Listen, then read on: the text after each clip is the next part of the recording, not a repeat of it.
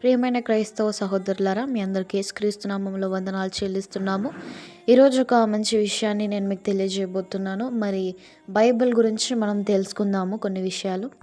చాలా అర్థవంతంగా అందరికి అర్థమయ్యే విధంగా నేను తెలియజేయబోతున్నాను. మరి కొత్తగా ప్రభువుని తెలుసుకున్న వారు కూడా చాలా సులువుగా మరి బైబిల్‌ని అర్థం చేసుకునే విధంగా ఈరోజు మనం మాట్లాడుకోబోతున్నాం. అసలు బైబిల్ అంటే ఏంటి? What is Bible? బైబిల్ అనేది పరిశుద్ధ గ్రంథము. ఇంగ్లీష్‌లో అయితే మనం చూసుకోవచ్చు హోలీ బైబిల్ అని ఉంటుంది. సో ప్రియమైన వారలారా, ప్రపంచవ్యాప్తంగా క్రైస్తవులు చదివే గ్రంథం బైబిల్. దీన్ని పరిశుద్ధ గ్రంథం అని కూడా అంటారు. బైబిల్ అనగా గ్రీకు భాషలో గ్రంథాల సంహిత అని మనం తెలుసుకుంటాం. అదేవిధంగా బైబిల్ గ్రంథము వివిధ కాలాల్లో వివిధ ప్రాంతాలకు చెందిన 40 ప్రవక్తలు 1400 సంవత్సరాల పాటు వ్రాయబడింది. మనం చూసుకుంటే బైబిల్‌లో 3 రకాలు ఉన్నవి. ఒకటి హెబ్రీ బైబిల్, మరియు గ్రీక్ బైబిల్, మరియు క్రిస్టియన్ బైబిల్. తెలుగు బైబిల్‌ని మొదటగా అనువదించిన వారు బెంజమిన్ షుల్జ్. ప్రధాన అనువాదం వచ్చేసి లైమన్ జూవెట్ నిర్షన్ 1880లలో తెలుగులోకి అనువదించాడు. ఇది నేడు తెలుగు బైబిల్ ఓవి పరిశుద్ధ గ్రంథంగా పిలువబడుతుంది. బైబిల్‌లో 2 నిబంధనలు ఉంటాయి. ఒకటి పాత నిబంధన మరియు కొత్త నిబంధన. Old testimony and new testimony. Bible మొత్తంలో 66 పుస్తకాలు ఉన్నాయి. పాత నిబంధనలో 39 పుస్తకాలు, కొత్త నిబంధనలో 27 పుస్తకాలు.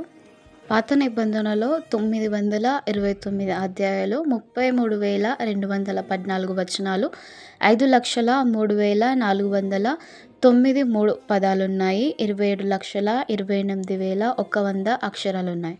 కొత్త నిబంధన 27 పుస్తకాలు, 260 అధ్యాయాలు, 7,959 వచనాలు, 1,81,253 పదాలు, 8,38,380 అక్షరాలున్నాయి. ప్రియమైన వారలారా, మరి గమనిస్తే పాత నిబంధనలో ఆదికాండం నుండి మరి మలాకి వరకు అది ప్రవచనాలు. ప్రభు అయిన యేసుక్రీస్తు వస్తారని, ఆయన రక్షకుడని అక్కడ ప్రవచనాలు మనకు కనిపిస్తాయి.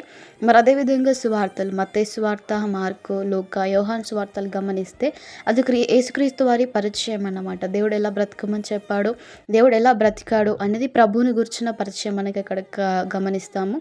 మరి అదేవిధంగా అపోస్తుల కార్యం మరి శిష్యులు మరి దేవుని గురించిన ప్రచారం జరిగింది అక్కడ. అపోస్తుల కార్యంలో మనకు ప్రచారం అని అర్థమవుతుంది. మరి పత్రికలు అదొక ప్రభావము.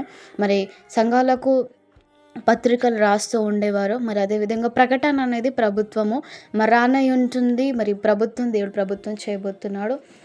మరి మనం బైబిల్ అర్థవంతంగా చదవాలనుకుంటే మరి ఈ విధంగా చదువుకోవచ్చు. ప్రియమైన వారలారా, ఈ వీడియో మీకు ఎంతో కొంత ఉపయోగపడుతుందని నేను నమ్ముతున్నాను. మరి కొత్తగా ప్రభుని తెలుసుకున్న వారికి మరి బైబిల్ గురించి ఎన్నో సందేహాలు ఉంటాయి.